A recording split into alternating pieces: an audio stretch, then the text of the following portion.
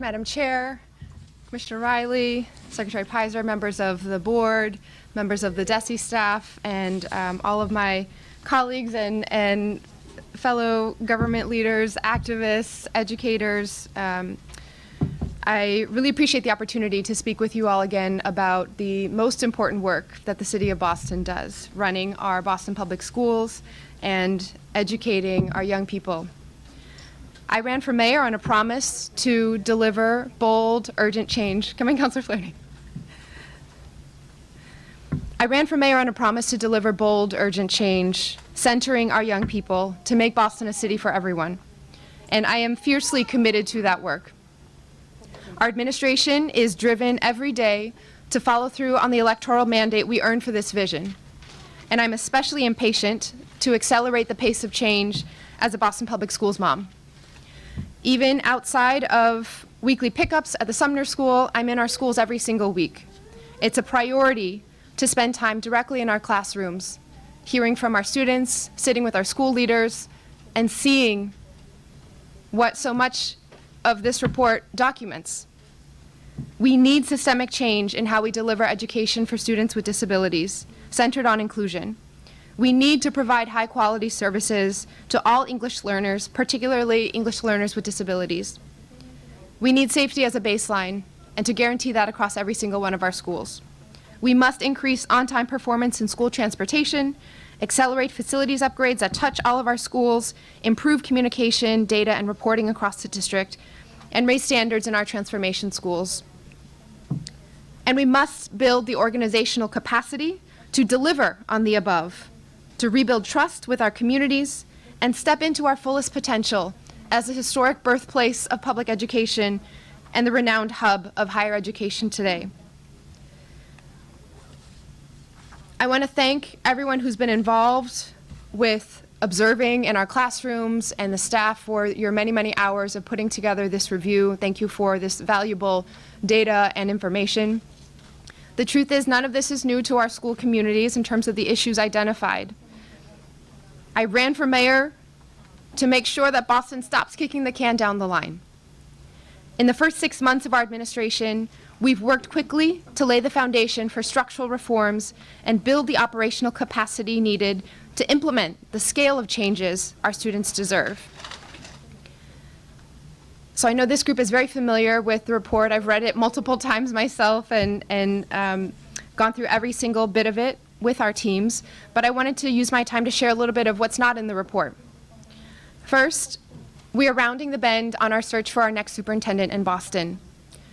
We're committed to finding a leader with a demonstrated record of closing gaps and a deep commitment to operational excellence on moving forward on the many issues and challenges identified in this review. First round interviews with the search committee begin next week. And we are on time and hitting all of the timelines laid out initially by the search committee, and I thank them for their diligent and quick work. Second, we've been restructuring all of city government to be able to support and invest in and accelerate what's happening in our Boston Public Schools.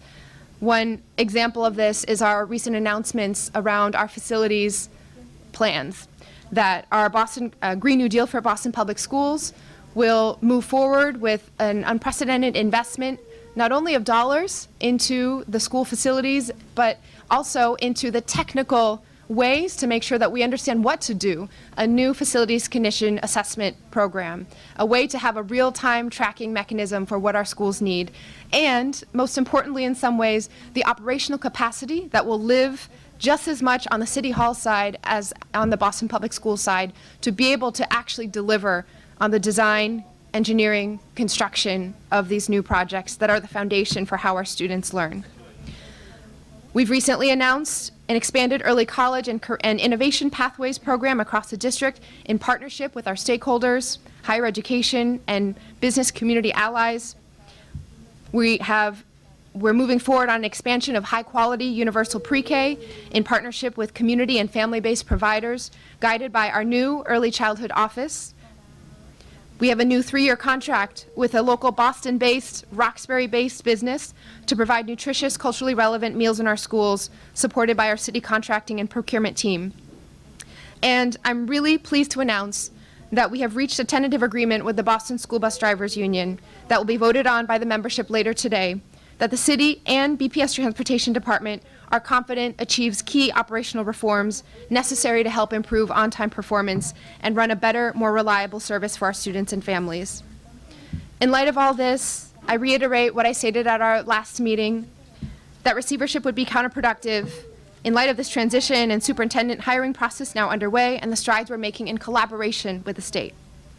If the commissioner does put forward a proposal for the board to designate and take over the Boston Public Schools, we will be requesting a hearing and due process under the board's laws and regulations to continue to make our case. No one is better equipped to accelerate the progress Boston has made than our Boston Public Schools communities. I want to thank the governor and the commissioner for our conversation Friday afternoon and for sharing your starting point for what an agreement could look like.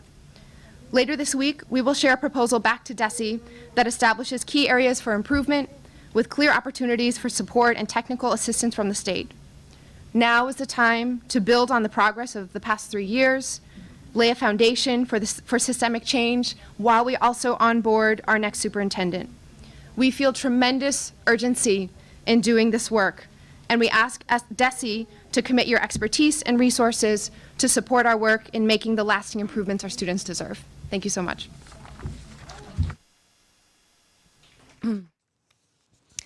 So you have been listening to Mayor Michelle Wu there speaking at this morning's Board of Education meeting. She is talking about a report that was a previous follow-up rather to a previous review back in 2020, which called for immediate improvements. And two of the biggest issues that this report found was a lack of urgency in improving special education services in busing. In that report specifically, there were over 1,100 uncovered morning bus routes impacting roughly 16,000 students. And you heard Mayor Wu acknowledge some of the issues with that. They are also in a search for a new superintendent to replace Brenda Cassellius, who is set to resign at the end of the year. We'll be right back.